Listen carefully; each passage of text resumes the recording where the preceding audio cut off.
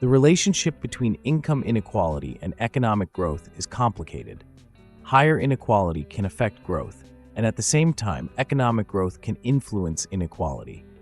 Because of this two-way interaction, studies often show different results. To better understand the mechanisms, economists use theoretical models, and one of the most important is the Solow-Swan Growth Model. Imagine an economy as a large production system. People work, but they do not work alone. They use machines, tools, buildings, and infrastructure. All of these man-made resources are called capital. The Solow model focuses on capital per worker, also called capital intensity, which is calculated as capital intensity equals Kn. K equals total capital, N equals number of workers. The model uses a production function per worker, Y equals F of Kn. This function shows how much output each worker can produce depending on the amount of capital available. In the long run, output per worker, income per worker, and GDP per capita are essentially the same. Everything that is produced becomes someone's income. Adding more capital per worker increases production, but each additional unit of capital adds less output than the previous one. This is called diminishing marginal returns to capital. At low capital levels, one extra machine or tool can strongly raise productivity. At high capital levels, an extra unit has only a small effect. Marginal returns remain positive, but they decline continuously. Economic growth depends on capital accumulation, which is influenced by two opposing forces.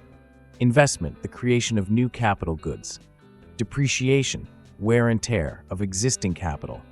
If investment exceeds depreciation, the capital stock grows and income per worker increases. Investment comes from savings.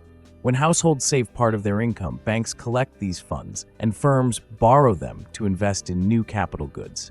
A higher savings rate leads to more investment, faster capital accumulation, and higher income per worker.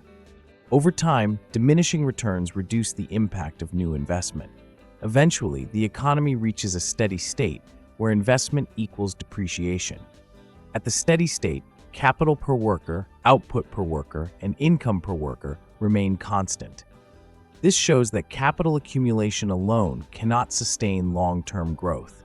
Long-term growth comes from technological progress, which allows the same amount of capital and labor to produce more output. Technology increases efficiency and creates new goods and production methods.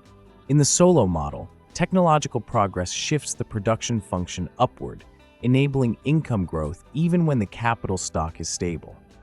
Technology requires human capital, especially education. Better educated workers can use new technologies, adapt to innovation, and increase productivity. Education shifts the production function upward and supports sustained income growth alongside technological progress. Economic growth and income inequality are closely connected. Both are influenced by access to capital, education, and technology. Technological progress raises average income, but not everyone benefits equally. Who has access to skills, knowledge, and capital determines how fast the economy grows and how fairly growth is distributed. The Solow model shows that capital accumulation raises income only temporarily. Diminishing returns lead to a steady state. Long-term growth depends on technology and education. Growth and inequality share common structural drivers. This makes the Solow model a key framework for understanding how economic growth and income inequality interact. If you found this video interesting, check out the channel for more exciting videos about economic topics and stay updated. Next, Econary. Think wisely, evolve quickly, understand profoundly.